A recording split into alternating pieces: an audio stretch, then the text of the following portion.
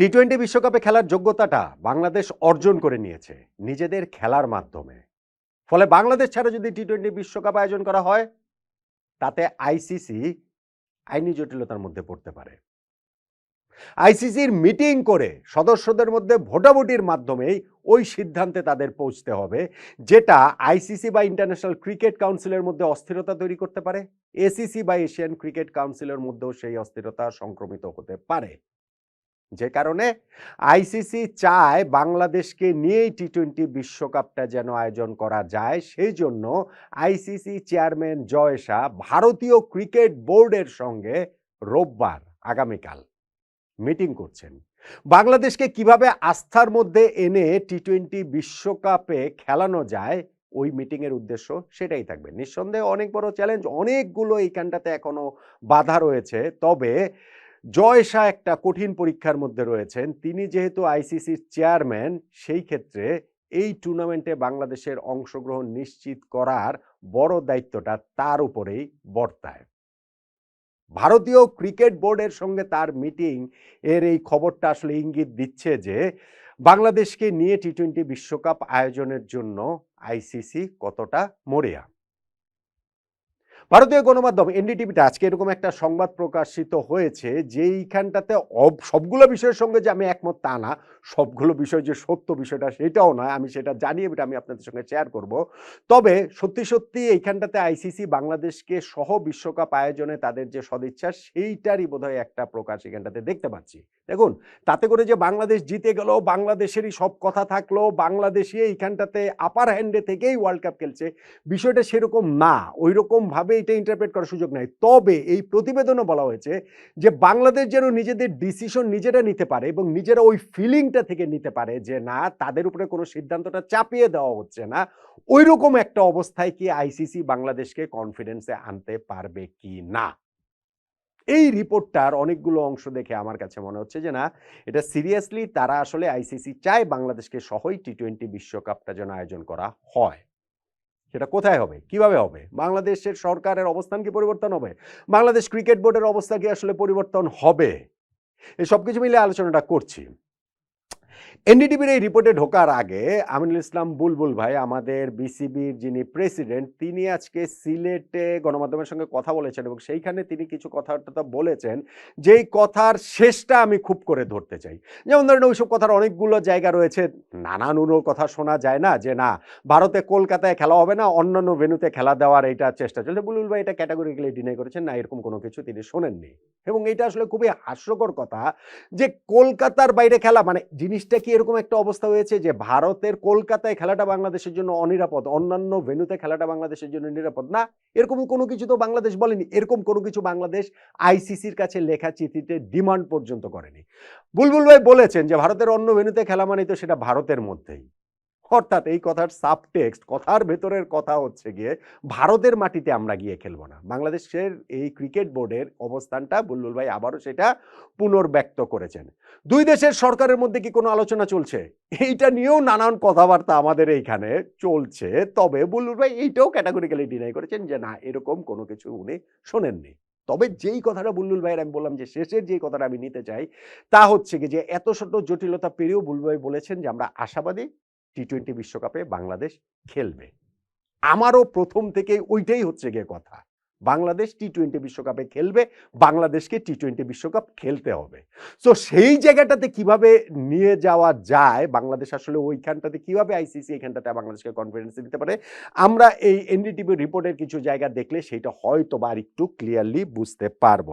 এনডিটিভির এই রিপোর্টটাতে বলা হয়েছে যে জয় শাহর সঙ্গে বিসিসিআই এর অফিসিয়ালদের এই মিটিংটা হবে রোববার ভারোদাতে। সেইখানটাতে হচ্ছে গিয়ে ওই যে ইন্ডিয়া নিউজিল্যান্ড যে ওয়ানডে ম্যাচ রয়েছে, ওই মিটিংটা সেই জায়গাটাতেই হবে। সেই জন্য এই মুহূর্তে ওই শহরটাতে রয়েছেন জয় শাহ।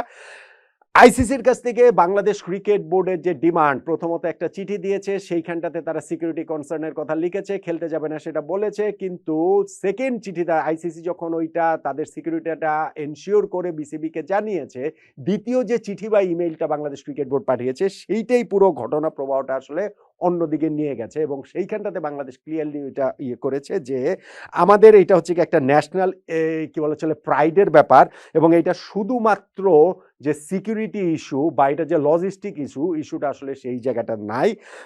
এখানটাতে অবশ্য কিছু একটা জায়গাটা আমার এখানে ডিনে রয়েছে এই রিপোর্টটার, যেখানটাতে তারা বলেছেন যে সেকেন্ড চিঠিটাতে মুস্তাফিজুর রহমানের ওই কথাটা উল্লেখই করেছেন, মুস্তাফিজকে আইপিএল থেকে যেভাবে বাদ দেওয়া হয়েছে সেটার প্রেক্ষিতে এই ঘটনাগুলো ঘটেছে। এবং বাংলাদেশ ক্রিকেট বোর্ড নাকি ডিমান্ড করেছে, আপনি পড়েন এখানটাতে যে জায়গাটা আপনি শুনেন যে sentiment widely regarded, আচ্ছা ঠিক আছে, and demanded man-to-man security for every member of its World Cup contingent if travel to India was unavoidable. Players, coaches, support staff and officials were all included. এই লাইনটা ঠিক না, এটা আসলে সত্যি না।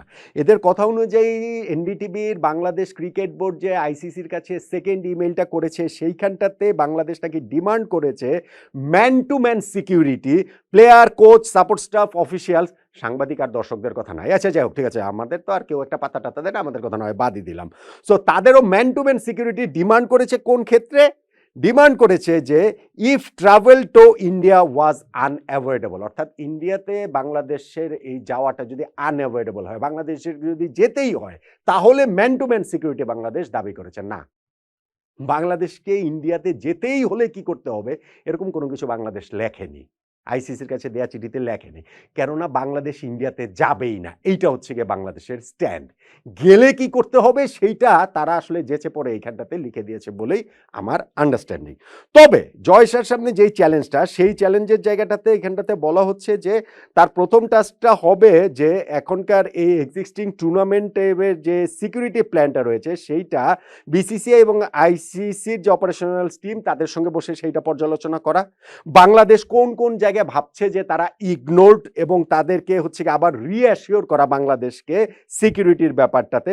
এখানে বাংলাদেশকে আইসিসি যেভাবে রেসপন্স করেছে সেইটা কি আসলে যথেষ্ট সংবেদনশীলতার সঙ্গে তারা করেছে কিনা সেইটাও জয় শাহ আসলে দেখবেন, এরকমটা আসলে বলা হয়েছে।